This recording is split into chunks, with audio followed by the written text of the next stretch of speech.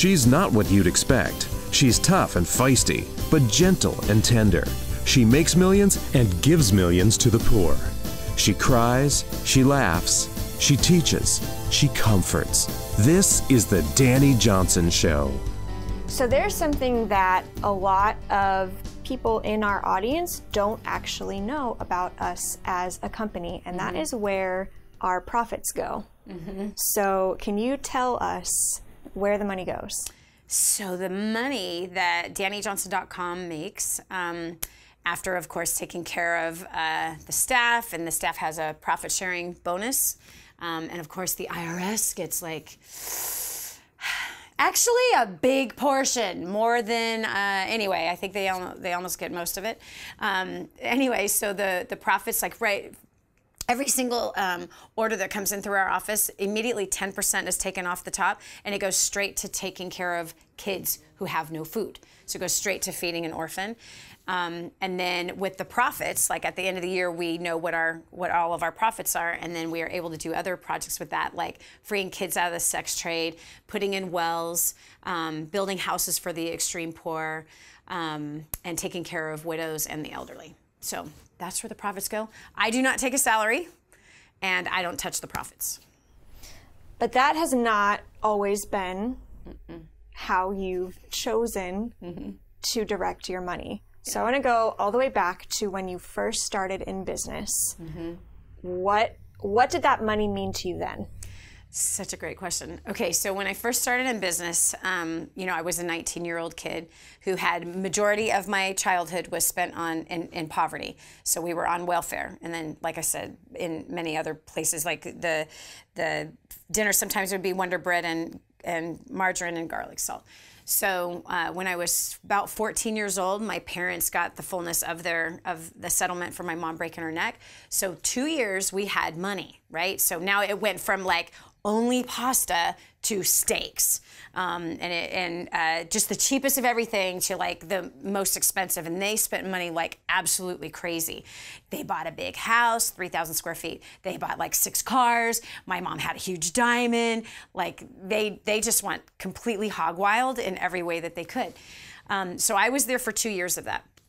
And what that increased in our house was an insane amount of intense more abuse than what we had before, because cocaine was delivered when they could buy these expensive drugs versus the cheap drugs. And so when I was 19 and I started in business for myself, the first 6 months I totally failed at this time. So I'm now turning 20. Between 20 and 21, I start making quite a bit of money. And I made, for me was a lot, $50,000 in 6 months, which was a ton after 6 months of zeros. So I spent it. I totally spent it, man. I was like, oh, I'm going to Nordstrom. So like right away, I started like blowing it, you know, eating out and just, you know, doing what most people do, right? So then of course I end up the next year homeless after meeting and marrying a guy that I knew for 7 days.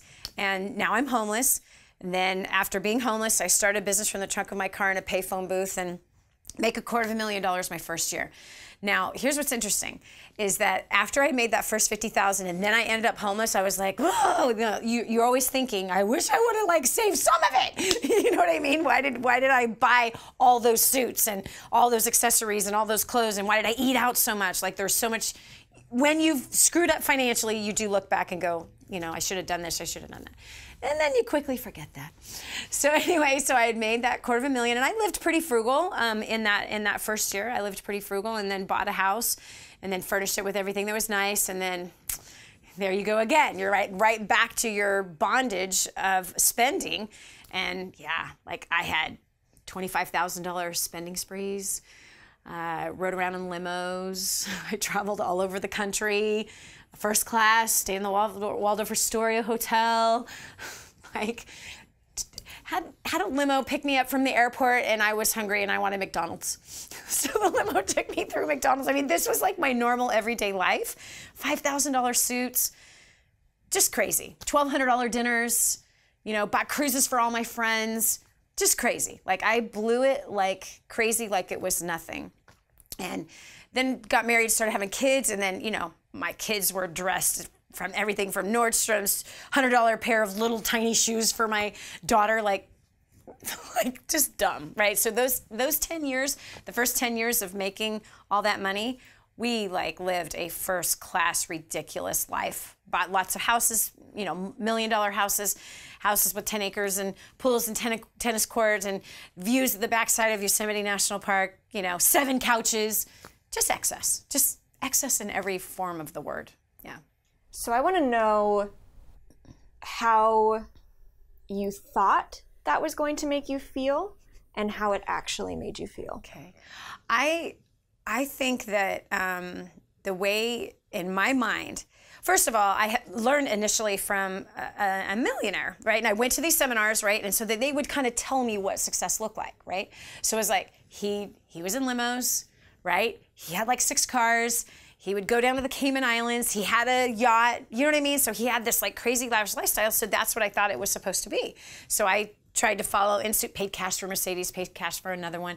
So that's kind of how I followed suit in that. Thinking that it was going to, this is a great question, thinking that it would help me feel worthy or useful or that I had some kind of value. I wish I knew the exact word that I'm trying to express it, because even those words just have these already predetermined definitions. But even though I had made money, and even though I'd had this kind of recognition, and even though I had been on television, even though I had all this crazy notoriety, it didn't feel successful. I felt still pretty useless. I still was afraid. I still battled with fear. I felt that somehow if I wore really nice clothes, people would like me. If I had a nice car, people would like me. If I had an important position, like president, founder, and CEO of 2 multi-million-dollar companies, whatever, because one wasn't enough, somehow they would like me. If I was in limos, I would somehow be valued. I'd be important. And it was all a lie. None of it was true. No matter how much I bought, no matter how much I splurged, no matter how much I bought other people, no matter how much I spoiled other people, that feeling never went away. And sadly, it had proved to be not a great thing. There was a lot of manipulation, but I didn't know I was doing it. You know what I mean? I was trying to buy people's love and acceptance. I was trying to earn their love and acceptance, and it just, no matter what. Though I had to deal with this crap that was on the inside of me, that no amount of shopping or splurging on myself or other people could fix it. It was an internal thing, not an external thing. So when you first kind of had that realization, how did your lifestyle change? Like dramatically. It wasn't necessarily an overnight thing. Sort of. I can't say it wasn't complete. I mean, there were some things that were definitely overnight. I had an amazing experience. The things that God has taught me is just crazy. And how he's taught it to me is absolutely nuts. And the reality is that when you spend a lot of time like in prayer and like reading the Bible, not because of a religious thing, but I was curious, I was hungry, I was empty, and I was wanting to be filled. And, you know, so much of my prayers have been like, change me, God, deliver me, help me, right? Because I would have these internal battles, no matter how much everything looked awesome on the inside, I was miserable. I mean, on the outside, I was miserable on the inside. So these would be my prayers, like, deliver me, you know, help me, like, because I had so much anxiety that I didn't even know that that's what it was. And so it was like this constant turmoil. And then I've had a heart condition that developed out of all this stress and the pressure of it. Plus I was born with a deformity in my heart. Didn't know that until, you know, you have a heart attack at 24 and until, you know, you start passing out 4 times a day, then you think you might want to get this checked out. So anyway, yeah, I had a really powerful experience with God after we had just bought our $1 million, like crazy, gigantic home. And the question that came to my spirit was, who is this all for? I'm like, it's not for Hans, man. That guy could live like barefoot in a coffee shack in Hawaii and be totally happy. Like, then who's it all for? Like, it's not for my kids. they don't need any of this. Like, the last house had a Walmart swing set and a blow-up pool. They were totally happy. They don't need a pool, a tennis court, and a diving board and a swing, and they don't need any of that. Then who is this all for? And man, to come to the end of those questions and realize it was all about me, that I put myself under this stress and pressure, that I put my husband under this kind of stress and pressure, that I created all this debt, and I still wasn't happy. Like, I had all this shopping and I still wasn't happy. Like, nothing was making me happy. I was still just so fearful and anxious and stressed out and trying to work towards something, even though I had tons of recognition, I felt nothing inside, right? So he said, sell your things and follow me. Long story short, we did. And we like literally moved into in our words, a little tiny house, which from 5,600 square foot house to 2,400 square foot, 7 couches to 1, a 300 square foot big giant closet filled with all my stuff to a normal apartment size closet. A lot of stuff got pitched. A lot of stuff got sold. A lot of stuff got given away. And to be honest with you, that very first week in that house was absolutely glorious. Even though it had 5 different colors of carpet, even though it had Formica, the fake butcher board countertops, even though it had these huge powder blue frilly drapes, like there was nothing in this house that was like us. We had houses that were filmed in magazines that we lived in our 20s, right? And now I'm in this normal neighborhood in this old house in this stucco, dirty on the outside, this ugly roof that needs to be replaced. Like, everything was a mess. But I remember just going, wow, this is really easy to take care of. And I didn't care that the kids came in with mud on their feet. I didn't care that they put their fingers on the sliding glass door. Not that I didn't care for my house and didn't clean it anymore, but it was like such a relief off of me.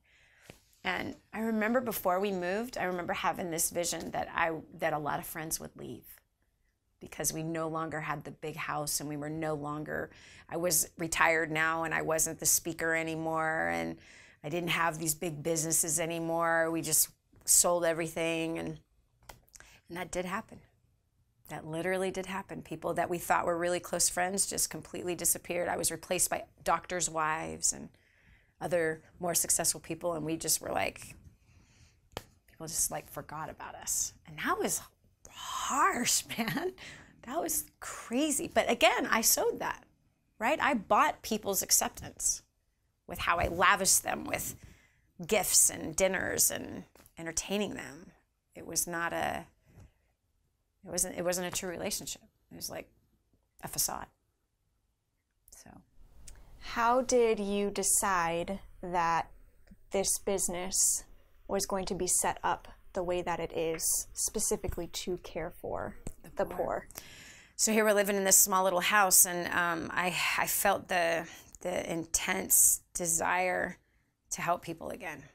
And this is after 4 years of retirement. And again, I'm not happy. I'm still like, because I'm not happy because of my house or my stuff. So again, the entire journey was just one lesson after another of God bringing me through, healing me from trying to get people's acceptance from what I performed to be.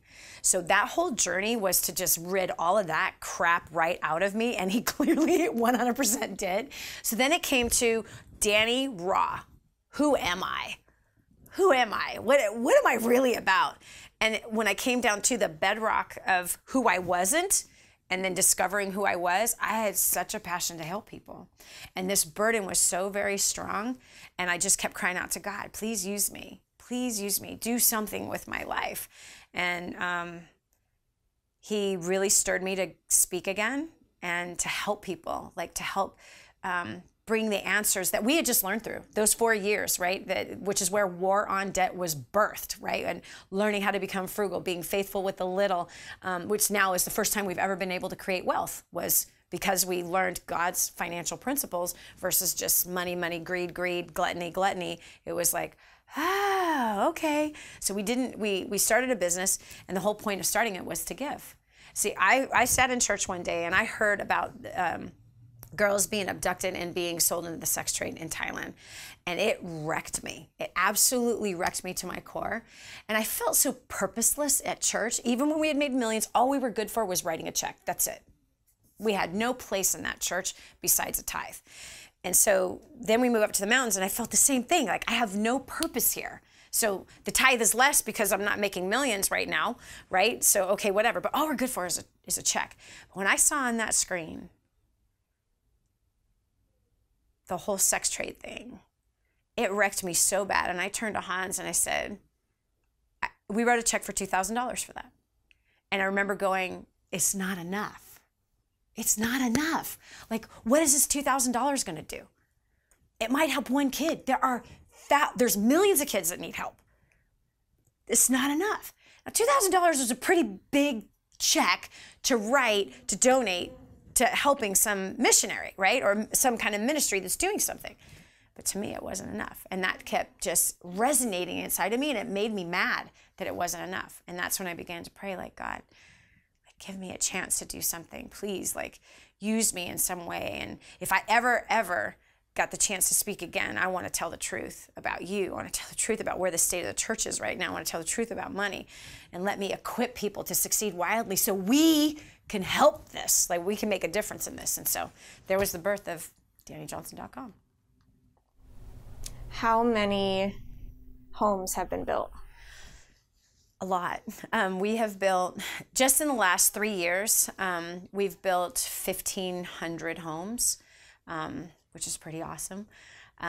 We also built homes in Haiti also, but most of those were down in Nicaragua. The 1,500 were in Nicaragua. We built 200 in Haiti. We've put in thousands and thousands of water supplies. We've supplied water for 1 million people now, which is crazy. Those lives are totally changed. We feed 60,000 orphans a year, which is crazy. We have freed over 4,000 kids out of the sex trade. Crazy. We help thousands of the elderly whose families have forgotten them. So I'm blown away, to be honest with you, that we get to do this and that we have a business that is so profitable and that those profits can be directed to helping people who are truly in need. And more importantly than that, that this business has actually led people to their Father and to walk with Him in a totally different way than maybe religion has told them they're to walk with Him.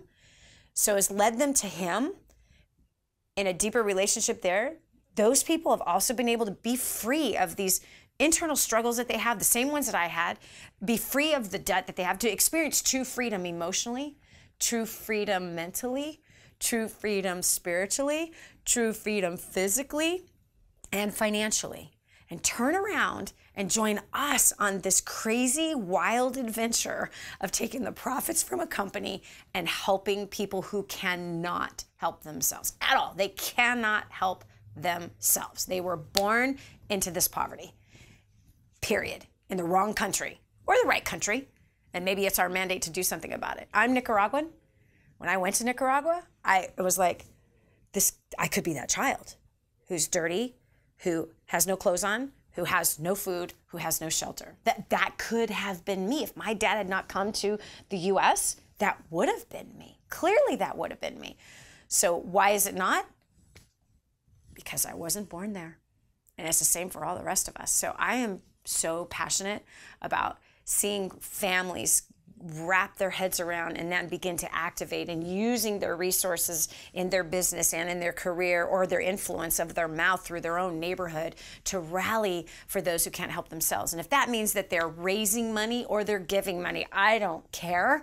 But I just see that we can so change the world and impact millions upon tens of millions of lives by us using our skill and our talent to produce food, water, shelter, education, a completely changed life for people that will never have it unless we do something.